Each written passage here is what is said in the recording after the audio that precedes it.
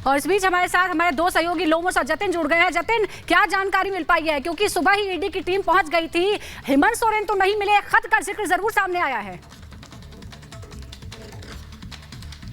आज बिल्कुल सुबह तकरीबन 7:30 बजे के आसपास झारखंड ईडी की टीम सबसे पहले यहां पर पहुंचती है, लेकिन उसके बाद दिल्ली ईडी की टीम भी पहुंची। ज्वाइंट डायरेक्टर देवव्रत भी यहां पर थे, लेकिन कुछ समय पहले वो यहां से निकल गए। लेकिन आधे घंटे पहले एक बार फिर से ज्वाइंट डायरेक्टर इसी शांति निकेतन का जो घर आप मेरे पीछे देख रहे हैं, इसी घर में पहुंचे हैं। जब पहले वो निकले थे तो एक बैग उनके पास था, तमाम दस्तावेज वो अंदर से लेकर निकले थे। संभवतः जो जानकारी मिल पा रही है कि तमाम दस्तावेजों को एनालाइज किया गया। ईडी दफ्तर वो पहुंचे थे, कुछ एनालाइज करने के बाद कुछ और चीजों को खंगालने के लिए वापस वो हेमंत सोरेन के घर पर पहुंचे हैं और यहां से जो जांच है वो आगे बढ़ाई जा रही है। एक टीम लगातार हेमंत सोरेन के घर पर मौजूद है। तमाम जो डिजिटल एविडेंस हो, चाहे वो उनके कंप्यूटर, लैपटॉप, हर चीज को खंगालने की जो कोशिश है वो यहां पर की जा रही है। आपको बता दें कि हेमंत सोरेन को लेकर ये 10वां नोटिस था। बोला गया था कि 29 तारीख, 31 तारीख आप जब भी कंफर्टेबल हो, ईडी इस पूरे मामले में स्टेटमेंट जो है हेमंत सोरेन के रिकॉर्ड करना चाहती है। इससे पहले 20 जनवरी को भी इसी तरीके से स्टेटमेंट रिकॉर्ड किए गए थे।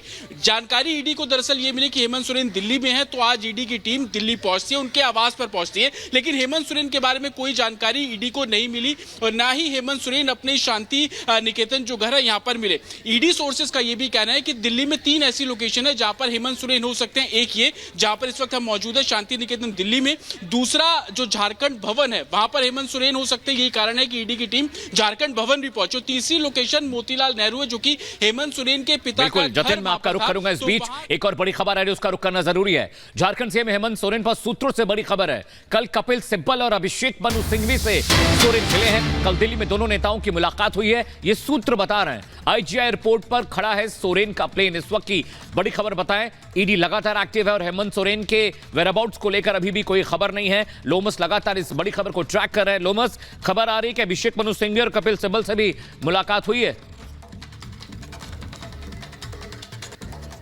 बिल्कुल साफ तौर पे जिस तरीके से झारखंड के सीएम दिल्ली पहुंचते हैं और दिल्ली पहुंचने के बाद वो अभिषेक मनु सिंघवी और साथ ही कपिल सिब्बल से उनकी मुलाकात होती है, ये तय हो जाता है कि कहीं ना कहीं जो झारखंड के सीएम है वो पूरी तरीके से वो यहाँ पर अभिषेक मनु सिंघवी और तमाम जितने भी जो न्यायिक रूप से जो जानकार है, जो पूरी तरीके से उनको इस ईडी के जंजाल, ईडी के केस से बाहर निकल सकते हैं, उनसे वो लगातार ही जानकारी ले रहे हैं और साफ तौर पे वो यहाँ दिल्ली पहुँचते हैं, उनसे मुलाकात करते हैं। लेकिन यहाँ देखा यह भी जाता है कि जो हेमंत सोरेन है वो दिल्ली से अभी तक बाहर गए भी नहीं है और लगातार ही जो ईडी है उनकी तलाश में 3 ठिकाने पर, दिल्ली के 3 ठिकानों पर छापेमारी करने का काम भी कर रही है। और साफ तौर पर आपने कुछ देर पहले ही देखा था कि किस तरीके से जो उनके निजी ड्राइवर है उनको लेकर के यहाँ पे जो ईडी के द्वारा जो ईडी के अधिकारी है वो पहुंचते हैं, उनसे लगातार उनके द्वारा पूछताछ की जाती है। और देखने वाली बात होगी, क्योंकि ईडी की एक टीम जब बाहर निकलती है, साफ तौर पे उनके हाथ में एक बैग होता है, जिस बैग में काफी कागजात होते हैं और ये कागजात लेकर के ईडी की टीम निकलती है। और अब उन कागजात के आधार पर ईडी अपनी जांच आगे बढ़ा रही है। हालांकि हेमंत सोरेन उस घर पे नहीं मिले हैं जहां से बैग लेकर ईडी की टीम निकली है। धन्यवाद आपका इस तमाम जानकारी के लिए। और आपको बता देते हैं कि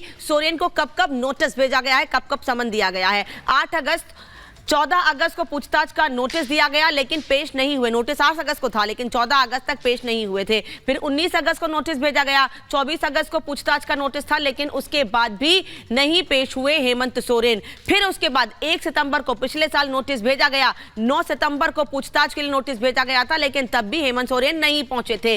बैक टू बैक लगातार कुछ ना कुछ बहाने हेमंत सोरेन बनाते रहे। 17 सितंबर को नोटिस भेजा गया, 23 सितंबर को पूछताछ के लिए बुलाया गया था, तब भी हेमंत सोरेन नहीं पहुंचे थे। उसके बाद 26 सितंबर को नोटिस भेजा गया और 4 अक्टूबर को बुलाया गया था पूछताछ के लिए, लेकिन तब भी हेमंत सोरेन ईडी के सामने पूछताछ के लिए नहीं पहुंचे। फिर 11 दिसंबर को नोटिस दिया गया कि 12 दिसंबर को पूछताछ के लिए आ जाइए। यहां तक कहा गया कि अगर आप कंफर्टेबल नहीं है, जहां आप कहेंगे वहां आ जाएंगे सवाल करने के लिए, लेकिन तब भी कोई जवाब नहीं दिया गया। फिर 29 दिसंबर को नोटिस दिया गया, समय और जगह खुद तय करने की बात कही गई थी, जैसा मैंने पहले भी बताया, लेकिन हेमंत सोरेन की ओर से कोई जवाब नहीं दिया गया था। फिर 13 जनवरी को, इसी साल 13 जनवरी को फिर से शुरुआत में ही नोटिस दिया गया।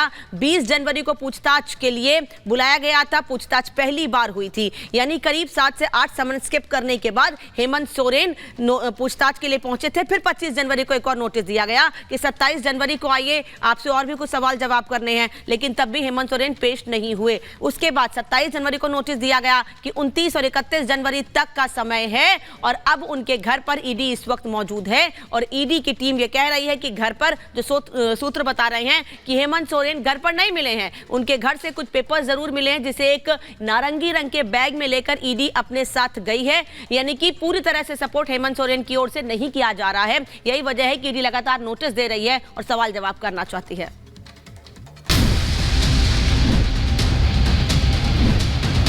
तरह से कल घटनाक्रम रहा और आज एजेंसियों का स्टार्ट हो गया है।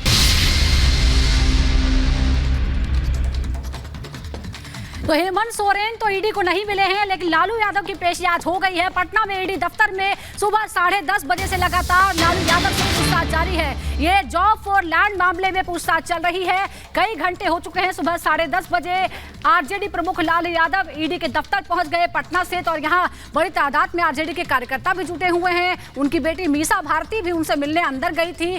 फिलहाल हम तस्वीरें भी आपको दिखाएंगे। 4.5 घंटे हो चुके हैं। लालू यादव से पूछताछ जारी है लैंड फॉर जॉब मामले में, यानी रेलवे मंत्री रहते हुए किस तरह से सरकारी नौकरी, रेलवे में नौकरी के बदले लोगों की जमीन अपने परिवार वालों के नाम पर ट्रांसफर कराई गई, ये पूरा मामला।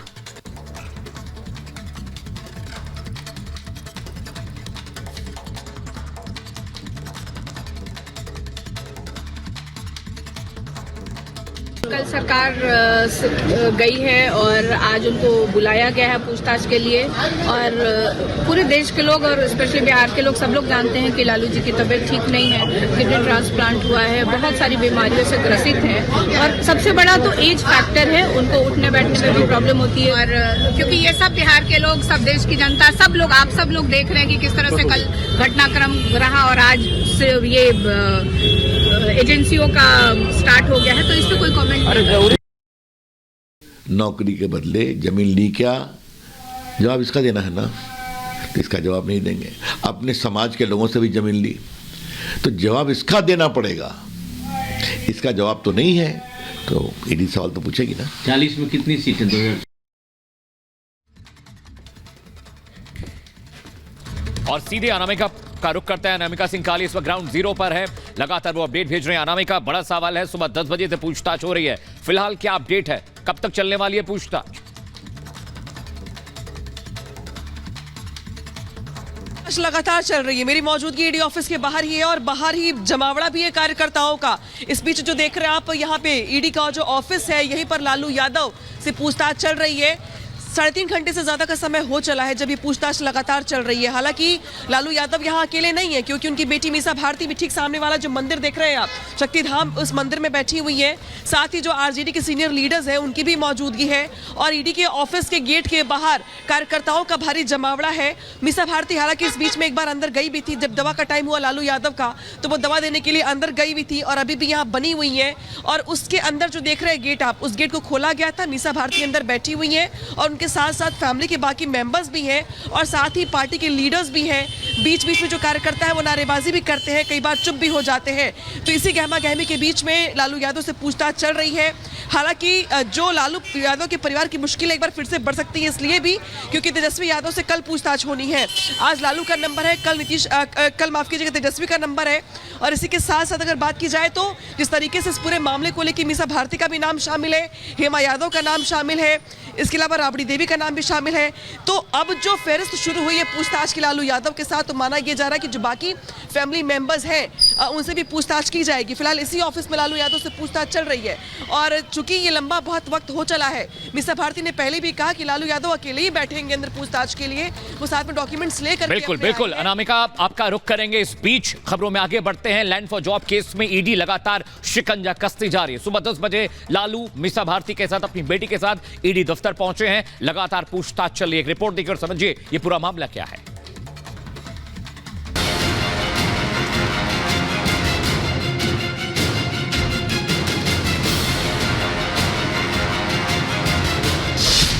फिर गिरफ्तार होंगे लालू यादव। पहले चारा घोटाला, अब लैंड फॉर जॉब। लालू परिवार पर ईडी का एक्शन। ये तस्वीरें बिहार की राजधानी पटना की हैं, जहां भारी सुरक्षा के बीच आरजेडी प्रमुख लालू प्रसाद ईडी दफ्तर पहुंचे, तो पीछे पीछे मीसा भारती भी ईडी के दफ्तर पहुंची। लेकिन लालू यादव की बेटी मीसा भारती को अंदर जाने नहीं दिया गया। हालांकि बाद में मीसा भारती को दफ्तर के अंदर जाने दिया गया। एक तरफ लैंड फॉर जॉब केस में आरजेडी प्रमुख लालू यादव से पटना के ईडी दफ्तर में पूछताछ हो रही है, तो दूसरी तरफ सड़क पर आरजेडी के कार्यकर्ताओं का प्रदर्शन जारी है। इस दौरान आरजेडी के कई विधायक भी मौजूद रहे, जिन्होंने जमकर नारेबाजी की। लालू परिवार को 24 घंटे के अंदर दूसरा झटका लगा। एक तरफ सत्ता से हाथ धोना पड़ा, तो दूसरी ओर ईडी ने एक्शन तेज कर दिया। ईडी की पूछताछ को लेकर राजनीति भी तेज हो चली है। आरजेडी के नेता मनोज झा ने ईडी की कार्रवाई को लेकर सवाल खड़े किए और इशारों ही इशारों में बीजेपी पर हमला बोला है। तो बीजेपी ने कहा, जैसी करनी वैसी भरनी। ये बीजेपी का सामान है, बीजेपी का काम नहीं बन पा रहा है। अब ये ईडी वगैरह है, चलेगा ये हमें पता है 24 के चुनाव तक, तो इसे कृपा पूर्वक हाथ जोड़ के कहता हूं, ईडी का समन ना कहिए, ये बीजेपी का समन है। सत्ता शीर्ष के 2 लोग रात भर बैठ के यही प्लान करते हैं, दोष देते हैं ईडी पर, कानून पर। कानून का काम क्या है? जो कानून तोड़े, जो भ्रष्टाचार घोटाला करे, वहां कार्रवाई तो होगी ही। ईडी का काम है, स्वतंत्र इकाई है। वहीं बिहार के उप मुख्यमंत्री सम्राट चौधरी ने लालू प्रसाद के परिवार को भ्रष्टाचारी गहना बता दिया है। लैंड फॉर जॉब घोटाला मामले में आरोप है कि लालू परिवार के सदस्यों के नाम पर जमीन और प्रॉपर्टी ट्रांसफर कराई गई। आरोप है कि लालू के रेल मंत्री रहते हुए लैंड फॉर जॉब स्कैम हुआ था। यही नहीं, आरोप ये भी है कि 1 लाख स्क्वायर फीट जमीन सिर्फ 26 लाख में खरीदी थी, जबकि दावा किया गया कि उस जमीन की कीमत करीब 4.5 करोड़ रुपए थी। बिहार के पूर्व डिप्टी सीएम तेजस्वी यादव को लैंड फॉर जॉब मामले में पूछताछ के लिए दिल्ली बुलाया गया है। इससे पहले 22 दिसंबर और 5 जनवरी को ईडी ने तेजस्वी यादव को पूछताछ के लिए बुलाया था, लेकिन वो नहीं गए थे। लेकिन अब ईडी एक्शन के मूड में है और इस केस में लालू परिवार के कई सदस्यों के नाम हैं। Bureau report, Republic Bharat.